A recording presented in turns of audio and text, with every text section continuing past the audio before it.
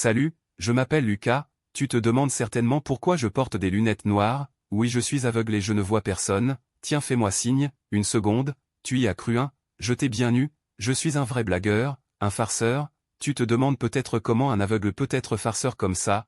Bon, je vais te raconter mon histoire et à la fin tu découvriras comment ça peut mal tourner quand on fait le pitre tout le temps. Tu pourrais être surpris d'apprendre que je n'ai pas toujours été aveugle. J'ai grandi comme un enfant ordinaire avec une excellente vue, mais en y repensant je n'étais peut-être pas si ordinaire que ça. J'étais vraiment très farceur et je me retrouvais toujours dans des ennuis à cause de mes blagues. Mes parents et ma sœur aînée Clara venaient souvent me chercher au poste de police parce que je n'arrêtais pas de me faire embarquer à cause de mes bêtises. Je peignais le chat du voisin en vert, je crevais les pneus d'une voiture, bref j'en ai fait pas mal.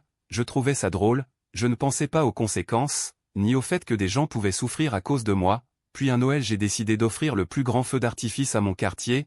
J'ai ramené un tas de roquettes et de pétards, je les ai attachés ensemble et j'ai allumé la mèche. Il y a eu une explosion aveuglante et j'ai été soufflé en arrière.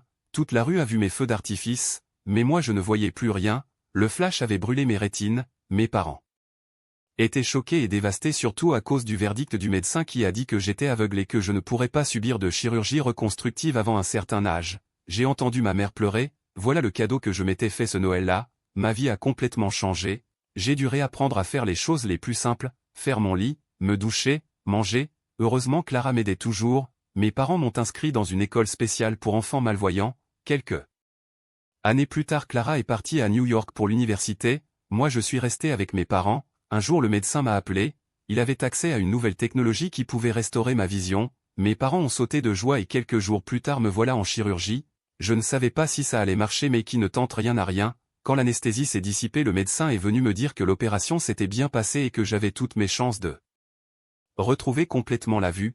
Après quelques jours ils ont retiré mes bandages et j'ai revu la lumière pour la première fois depuis des années. Tout était flou au début mais après une semaine ma vision est revenue à la normale. J'ai vu mes parents vieillis par l'inquiétude, j'ai vu l'arbre de notre cour qui avait grandi, j'ai vu à quel point j'avais changé, c'était incroyable mais étrange. Le lendemain mes parents ont décidé de m'envoyer à New York chez Clara pour lui annoncer la nouvelle.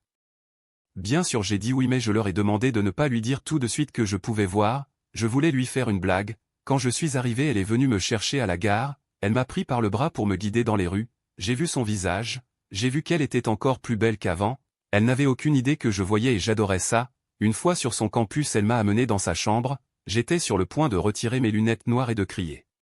Surprise, mais des amis à elle sont entrés, Clara m'a présenté, elles ont dit dommage que tu sois aveugle.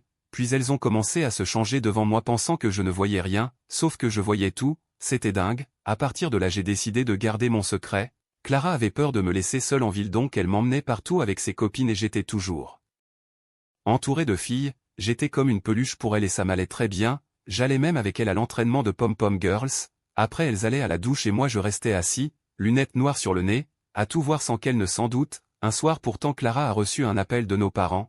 Ils lui ont demandé si elle avait aimé la surprise de Lucas, elle n'a pas compris, puis ils lui ont dit que j'avais retrouvé la vue. Là elle est entrée dans une colère noire. Elle m'a crié dessus en disant que je ne pouvais pas faire des blagues aussi débiles à ma propre famille. Je lui ai avoué que je ne pouvais pas quitter ses copines des yeux. Elle a fini par sourire, m'a serré dans ses bras et a dit espèce de clown mais je suis quand même contente que tu sois venu. Elle a promis de garder mon secret, et on a recommencé à traîner ensemble. On est allé au parc aquatique, à la plage, à la salle de sport. Je continuais à faire semblant d'être aveugle, puis un jour.